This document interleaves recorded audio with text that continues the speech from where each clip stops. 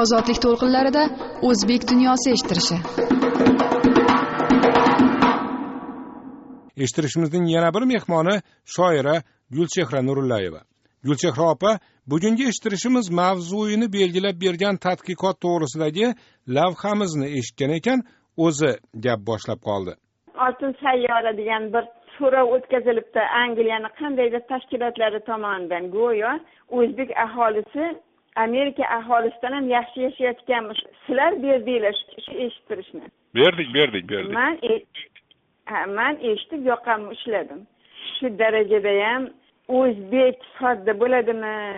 O'zi nonga zor, qalbi yupun, usti yupun, qashshoq bir xalq shu tirikligiga shukr qiladi. Bola chaqasi borligiga shukr qiladi. Hatto men ertaga eshittirish qilmoqchiman. O'sha Xudoga shukrni sabab va oqibatlari to'g'risida. Endi bilasizmi, Xudoga shukr bizni mentalitet bilan bog'liq bo'lsa kerak. Ha, o'shani aytyapman-da. O'sha Xudoga shukrni mentalitetga, meni eshittirishim shu haqda bo'ladi. Xudoga shukrni mentalitetga, jamiyat va shaxs mentalitetiga ta'siri va o'sha ta'sirni jamiyatga qayta ta'siri to'g'risida.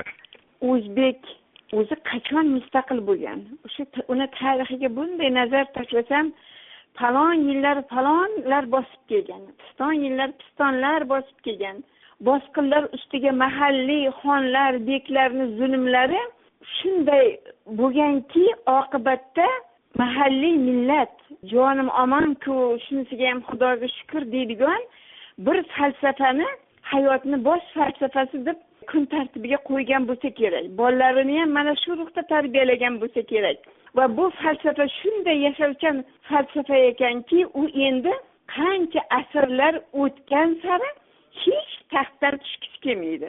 Hatto o'sha davlat ma'murlari ham bu falsafani shu darajada xush ko'rishadiki, o'rni kelgan paytda ular ham mana shunday falsafa bilan yashash tarzini uqtirib turishadi. Mana shu tufayli bo'lsa kerak, bizni millatni boriga shukr qilib yashashi, ochiq ko'z bilan dunyoga qaramasligi, shu emin erkin yashayotgan Yevropani ko'rmasligi, emin erkin yashayotgan Amerikani va boshqa rivojlanayotgan mamlakatlarni aholisini hayot tarzini ko'rmasligi bu juda ham achinarli hol. Men bilmadim, bizning millat qachon uyg'onarkin, qachon hayotga biron uyg'oq nazar tashlarkin, qachon men ham odamman-ku, axir hayot odamga bir marta beriladi-ku. Mana shu bir marta beriladigan hayotni men ham insonlarcha, odamlarcha yashashim kerak-ku. Men ham boshqalar kabi erkin bo'lishim kerak, qalban ozod bo'lishim kerak-ku degan savolni o'ziga qachon berarkan deydigan savollar meni doim qiynaydi. Endi Gulchehra opa, men siz bilan bahsga kirishmoqchiman. Mana qalban erkin yashamoq deyapsiz. G'arbona farovon yashamoq deyapsiz.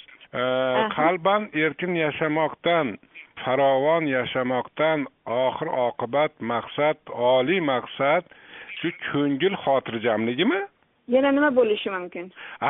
O'lmang. Agar ko'ngil xotirjamligi, qalb xotirjamligi bo'ladigan bo'lsa, ana o'sha o'zbek o'rgangan sabr, o'zbek aytadigan Xudoga shukr, o'sha xotirjamlikni berayotgan bo'lishi mumkin-ku. Nima qilamiz? Xotirjamlikdan voz kechib, yana xotirjamlikka intilishdi. Nima keragi bor? Endi o'sha ikkala xotirjamlikning manbai ikki xil. Biri yo'qchilikdan sabr, ikkinchisi ma'murchilikdan shukr. Ana bu jihati ham bordi. Biz buni unutmasligimiz kerak. Shoira Gulchehra Nurullayeva. Ummonday ulkan bir mavzuga kirib olgan edik, aylana qaytib chiqdik. Biron nima olib chiqa oldikmi yo quruq chiqdikmi?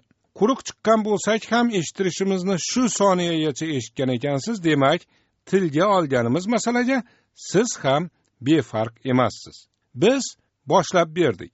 Bu yog'ini endi o'zingiz mustaqil o'ylayverasiz. O'zbek dunyosi eshittirishining navbatdagi soni nihoyasiga yetdi. Uni Sarvar Usmon tayyorladi. Salomat bo'ling.